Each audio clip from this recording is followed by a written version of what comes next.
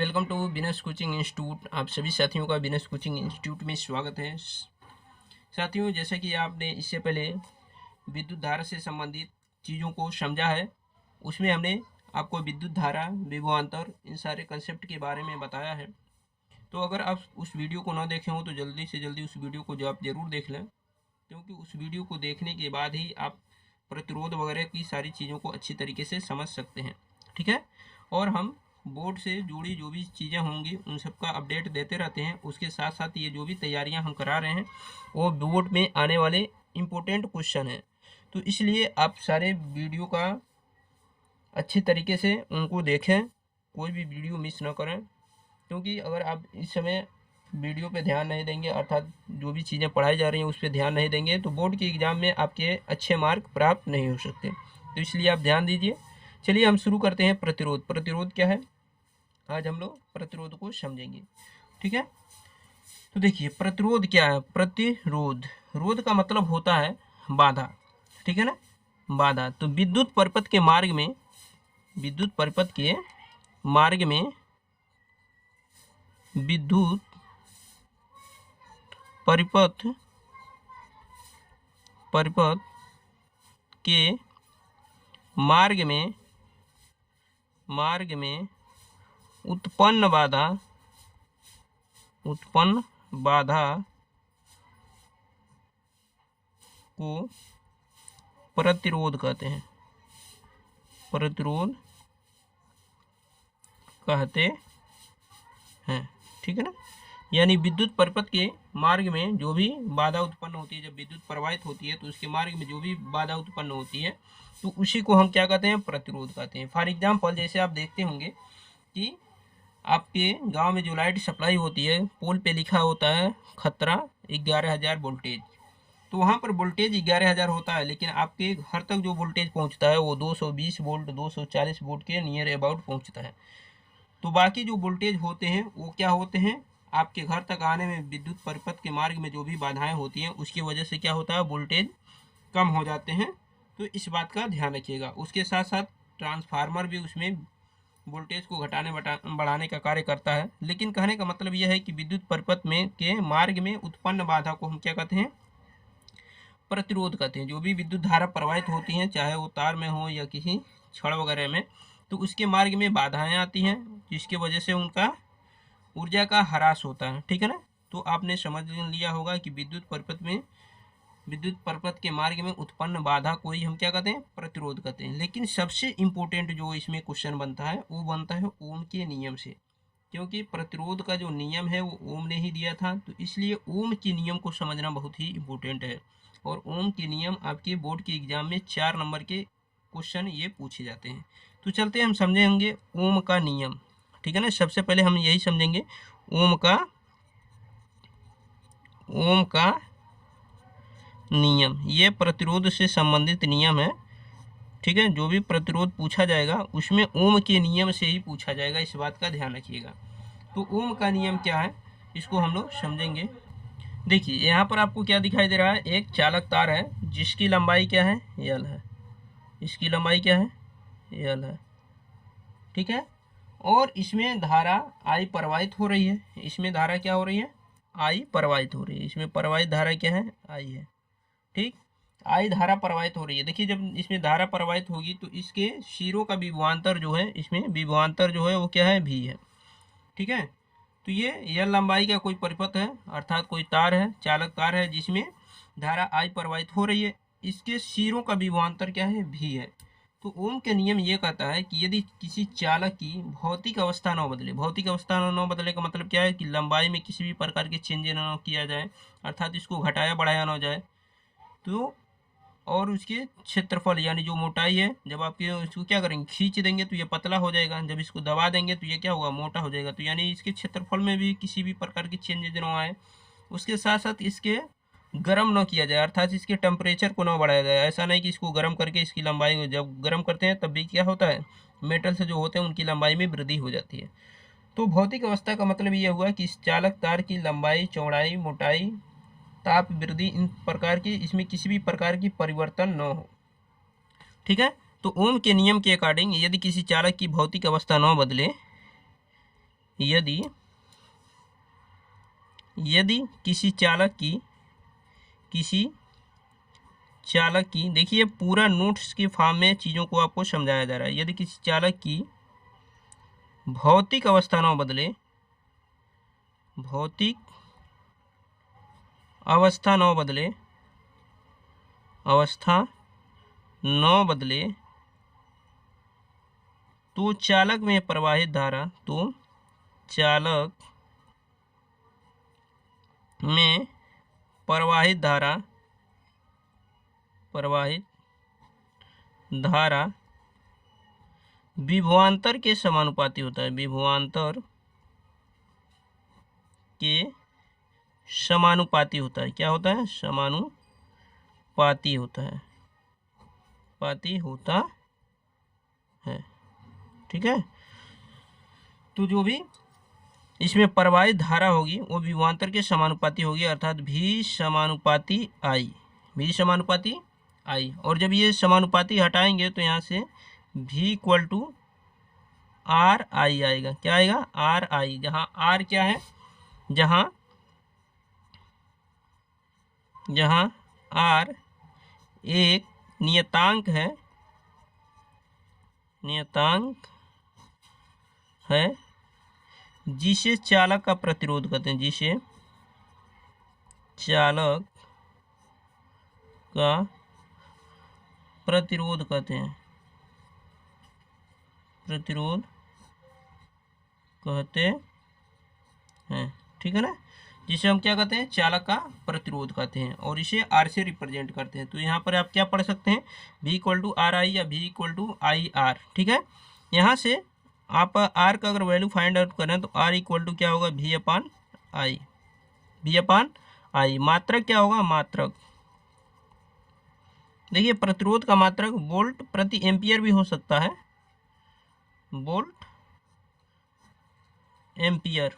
विद्युत धारा का मात्रक क्या होता है? आप जानते हैं एम्पियर होता है, तो वोल्ट प्रति एम्पियर या ओम होता है। ओम ने ही इस परिभाषा को दिया है, इसलिए इसका नाम ओम पर ही रख दिया गया है। तो इसका मात्रक क्या होता है? वोल्ट प्रति एम्पियर या फिर ओम होता है। इसे ओमेगा से व्यक्त करते हैं, इसे ओमेगा, इसे क्या पढ़ेंगे? ओमेगा। ये जो सिंबल है इसे ओमेगा पढ़ते हैं, तो इसे ओमेगा से व्यक्त करते हैं। तो ये सारी चीज़ें उम्मीद है कि आपको समझ में आ गई होंगी। ये देखिए 4 नंबर में ये क्वेश्चन पूछे जाते हैं, ये आप फिगर बनाएंगे और इन सारी चीज़ों को अगर आप रिप्रेजेंट कर रहे हैं सही तरीके से तो 4 नंबर के ये क्वेश्चन बनते हैं। ठीक है ना, तो उम्मीद है कि ये चीज़ें आपको समझ में आ गई होंगी। देखिए सबसे पहले हम क्या करेंगे? कंसेप्ट को समझेंगे, फिर सवाल पे आएंगे। ठीक है, तो इसलिए हम पहले क्या करेंगे? सारे कंसेप्ट को आपको बता देंगे, फिर जाके सवाल पे बातें करेंगे। तो इसलिए आप घबराइएगा नहीं, वीडियो को पूरे ध्यानपूर्वक अच्छी तरीके से समझिएगा। देखिए अब हमारा जो अगला टॉपिक है वो है विशिष्ट प्रतिरोध। विशिष्ट प्रतिरोध जिसको इंग्लिश में बोलेंगे स्पेसिफिक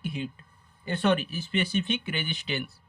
विशिष्ट प्रतिरोध क्या होता है, इस चीज़ को हम लोग समझेंगे। तो सबसे पहले देखिए यहाँ पर आपको यह लंबाई का एक चालक दिख रहा है।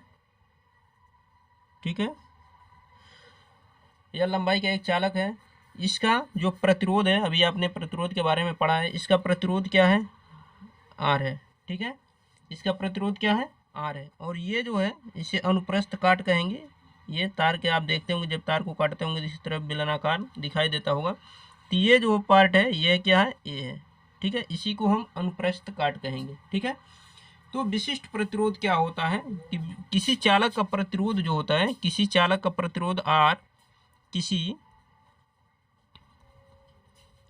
चालक का प्रतिरोध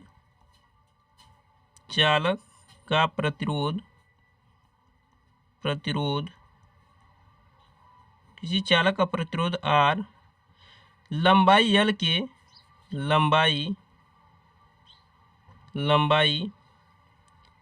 के समानुपाती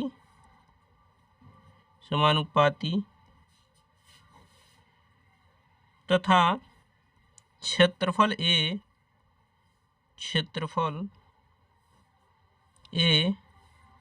के व्युत्क्रमानुपाती होता है, के व्युत्क्रमानुपाती समानुपाती होता है, ठीक है ना। किसी चालक का प्रतिरोध R लंबाई L के अनुक्रमानुपाती एवं अनुप्रस्थ काट क्षेत्रफल A के व्युत्क्रमानुपाती होता है। अर्थात R समानुपाती क्या होगा, L। समानुपाती का मतलब क्या हुआ, R समानुपाती L। इसको आप इक्वेशन 1 बनाएंगे और व्युत्क्रमानुपाती R व्युत्क्रमानुपाती 1/A, ठीक है ना, ये इक्वेशन 2। जब 1 और 2 को जब मिलाएंगे 1 व 2 से तो आपको क्या मिलेगा, R समानुपाती L/A, ठीक है, R समानुपाती L/A। और जहाँ से जब यहाँ से समानुपाती हटाएंगे तो R बराबर रो L/A, ठीक है ना, R बराबर रो L/A, जहाँ रो एक नियतांक है। क्या है, एक नियतांक है,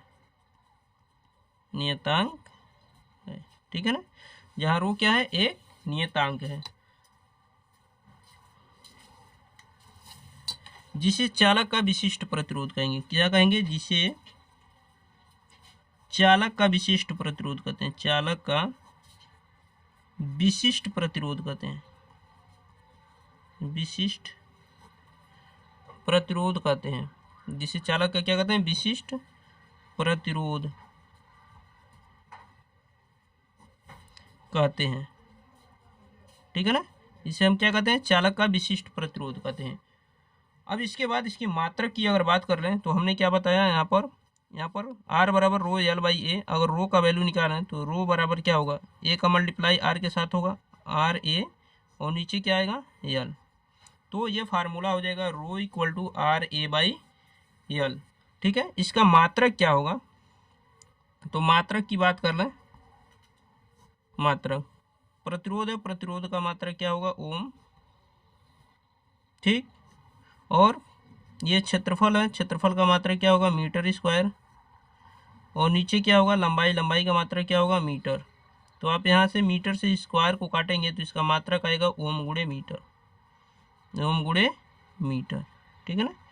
तो विशिष्ट प्रतिरोध ये निकल गया। विशिष्ट प्रतिरोध के बारे में हमने बताया कि विशिष्ट प्रतिरोध क्या होता है, किसी चालक की लंबाई के अनुक्रमानुपाती एवं अनुप्रस्थ काट क्षेत्रफल A के व्युत्क्रमानुपाती होता है।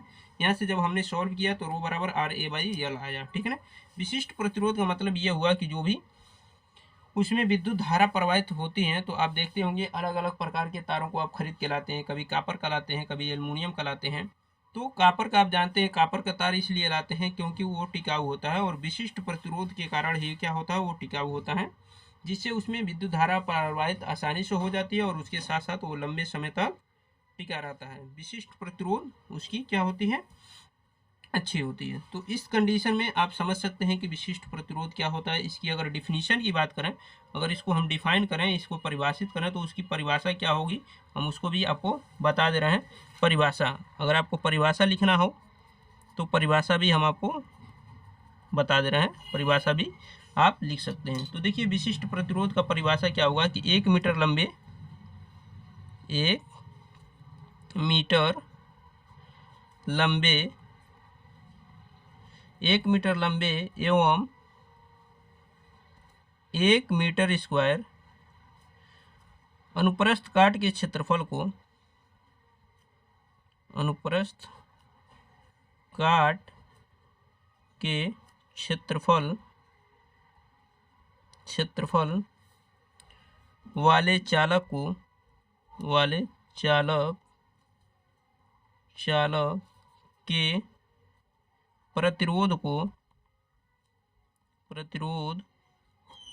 को विशिष्ट प्रतिरोध कहते हैं। क्या कहते हैं, विशिष्ट प्रतिरोध कहते हैं, प्रतिरोध कहते हैं,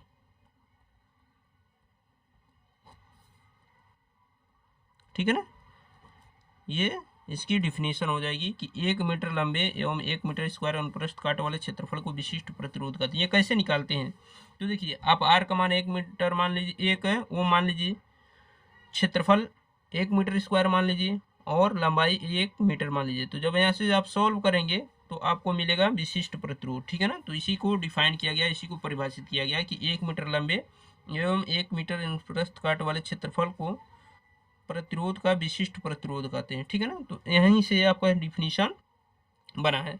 तो उम्मीद है कि ये सारी चीज़ें आपको समझ में आ गई होंगी। अब इसके बाद अगला जो वीडियो होगा उसमें सबसे इम्पोर्टेंट आपको टॉपिक समझनी होगी प्रतिरोधों का संयोजन, यानी कम्बिनेशन ऑफ रेजिस्टेंस। वो सबसे इम्पोर्टेंट टॉपिक है, क्योंकि अगर आप उसको अगर नहीं समझेंगे तो इलेक्ट्रिसिटी का जो भी सवाल है उनको आप सॉल्व नहीं कर सकते, ये गारंटी के साथ हम आपको बता सकते हैं। तो इसलिए प्रतिरोधों का संयोजन वीडियो हम बनाएंगे और आप उसको ज़रूर देखिएगा। और ये जितनी वीडियो बता रहे हैं बोर्ड के एग्ज़ाम में, जिस दिन आप बोर्ड में बैठेंगे उस दिन आपको समझ में आएगा कि ये सारी वीडियो कितने इम्पोर्टेंट थे। ठीक, क्योंकि मैंने बहुत सारे बोर्ड के एग्ज़ाम में इन सारे क्वेश्चनों को लड़ाया है। ठीक है ना, बहुत सारे आप मॉडल पेपर देखेंगे या अनसॉल्व पेपर उठा के देखेंगे तो ये सारे क्वेश्चन रिपीट होते रहते हैं, लड़ते रहते हैं। तो इसलिए आप इस वीडियो को मिस न करें, सारे वीडियो को हमारे देखते रहें। और अगर चैनल पे आप नए हो तो चैनल को सब्सक्राइब करें, अपने दोस्तों को भी इस चैनल के बारे में बताएं।